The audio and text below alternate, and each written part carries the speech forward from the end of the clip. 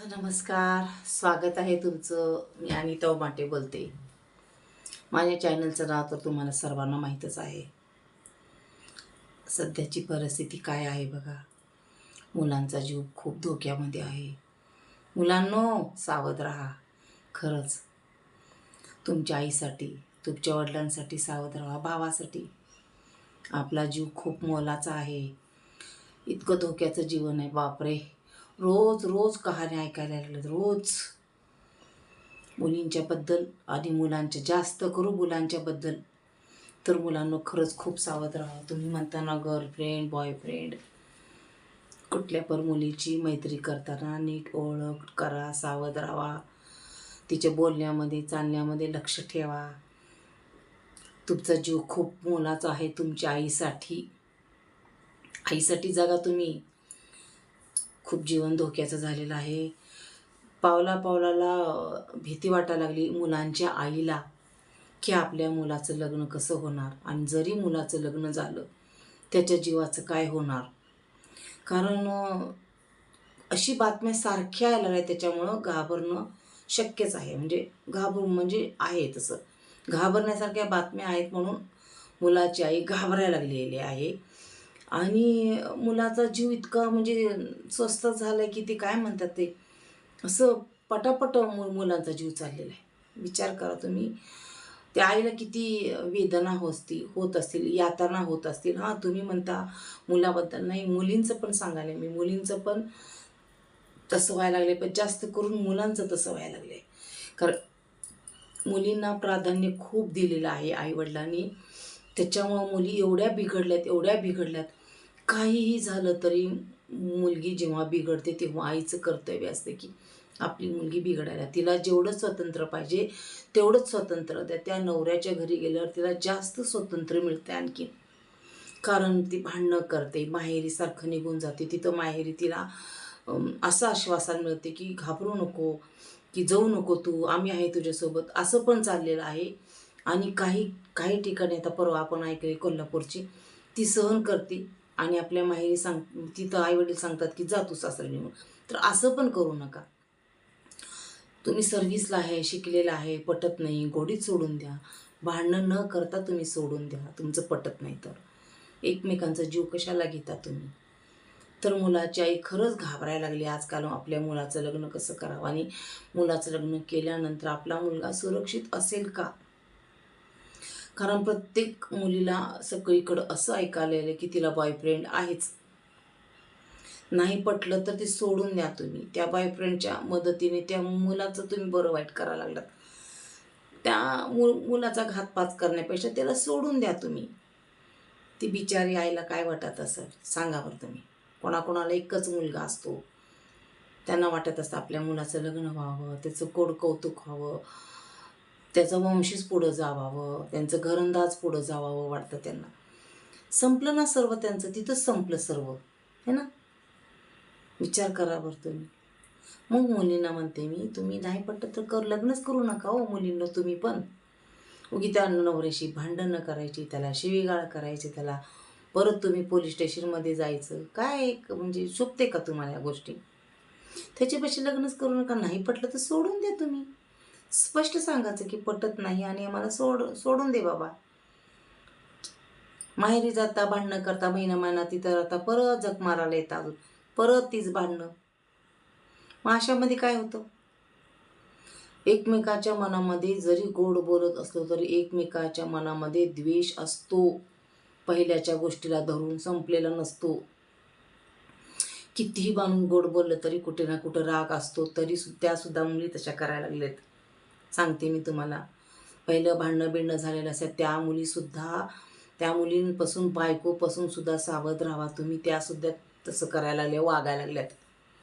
त्यांचेसुद्धा पहिल्याचे boyfriend निघालेत आता. त्यांचा मोबाईल तपासा, त्यांची कॉल हिस्ट्री काढा सगळी, मग समजेल. त्यांची पूर्ण माहिती खोल डीपमध्ये काढा. मग बघा तुम्ही. सांगू पण नका आपण माहिती काढालो म्हणून. त्यांचं कुठं ना कुठं पहिलं प्रेम असतं, ते परत त्यांना भेटतं. तुमचा जीव धोक्यात घालू नका. एक तर तुम्ही सावध व्हा. बायकोपासून गर्लफ्रेंडपासून लग्न करताना तुम्ही विचार करा, ते बायकोची माहिती काढा. खूप लांब जाऊ नका फिरायला, डोंगरामध्ये पहाडीवर, काही गरज नाही आहे.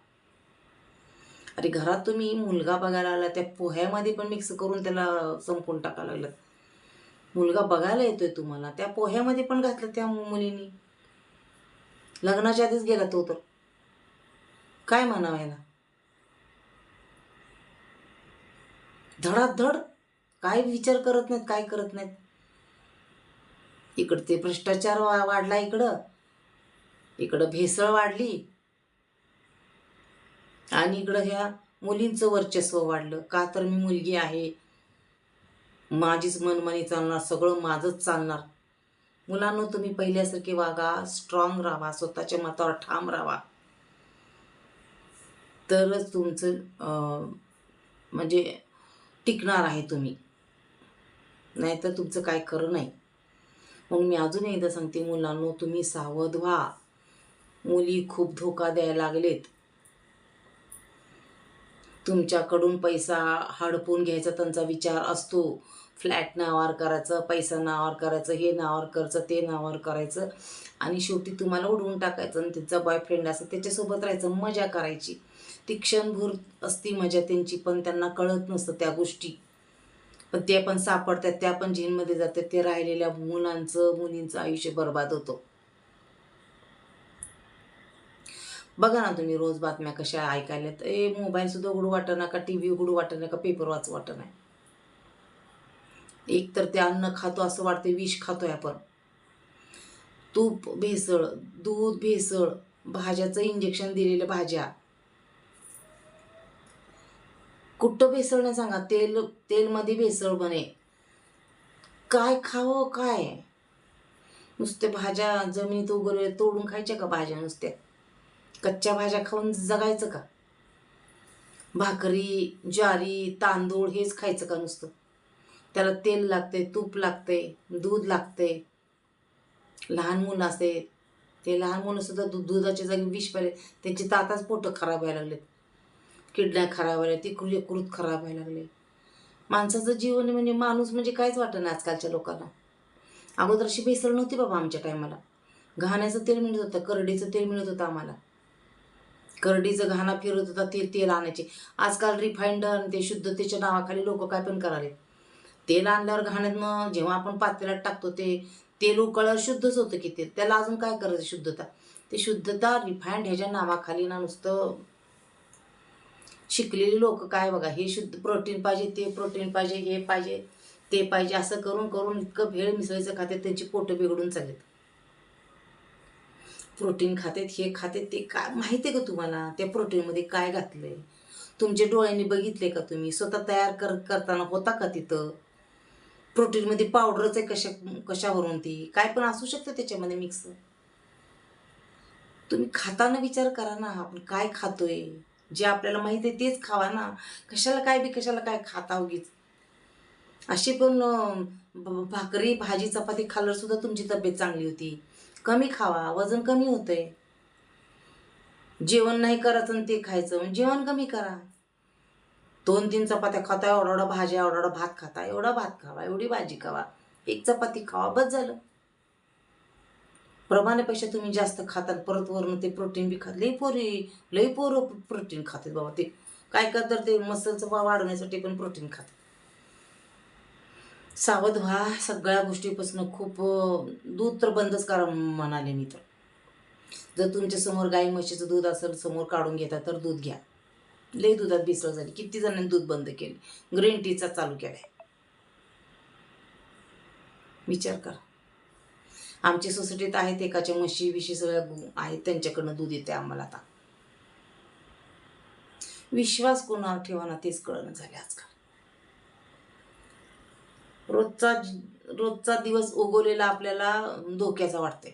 काय बातमी ऐकायला येते काय की असं वाटायला लागलं आपल्याला. तर असं काय करू नका मुलींनो आणि मुलांना, दोघांना पण सांगते, तुम्ही प्रेमाने राहा. नको असतं तर तुम्ही विभक्त व्हा, गोडीनं व्हा. कशाला भांडणं करता, कशाला एकमेकाला मारून टाकता. शेवटी तुमची आयुष्यभरची तुमची जेलमध्ये तुम्हाला जावं लागणार.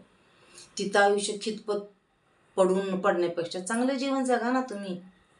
जीवन चांगलं जगू शकतो तुम्ही विचार केला तर. शारीरिक सुख हे तुम्हाला बॉयफ्रेंड पाहिजे आणि नवऱ्याकडून पण पाहिजे, एक ठरवा तुम्ही. शारीरिक सुख हे शारीरिक सुख असतं. तुम्ही 10 जणांकडनं घेतलं का, 1 जणांकडनं घेतलं का, एकच असतं ना. तुम्हाला बॉयफ्रेंड बी पाहिजे मजा करायला, नवरा बी पाहिजे. हो, सध्या आहे परिस्थिती तशी. किती ठिकाणी तसं झालं आता. बॉयफ्रेंड बी पाहिजे, नवरा बी पाहिजे. कसं शक्य आहे बरं? सोडून द्या मग तुम्ही नवऱ्याला, त्याच्यासोबतच राहा तुम्ही. नवऱ्याचा पैसा पाहिजे तुम्हाला, इज्जत पाहिजे तुम्हाला, है ना. रिलेशनशिपमध्ये राहा, लग्नच करू नका, टेन्शन नाही. सगळ्यात सोपा उपाय.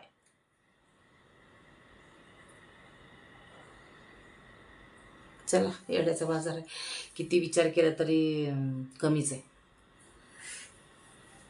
मला ते बघून भ्रष्टाचारचं सगळं बघून मला ते डोकंही झालंय माझं. एक प्रमाण असतं त्याला, कुठल्या पण गोष्टीला प्रमाणाच्या बाहेर गेले सगळ्या गोष्टी आता. चला, गुड नाईट. 12 वाजत आले असते आता बहुतेक. बघा तुम्हाला दाखवते. 12 तर वाजले असतील सहज. बघा 12 वाजून 2 मिनटं झालीत. गुड नाईट, शुभरात्री. नक्कीच व्हिडिओ आवडला तर कमेंटही करा आणि लाईक करा आणि सबस्क्राईब करा. तुमची मतं पण मांडा.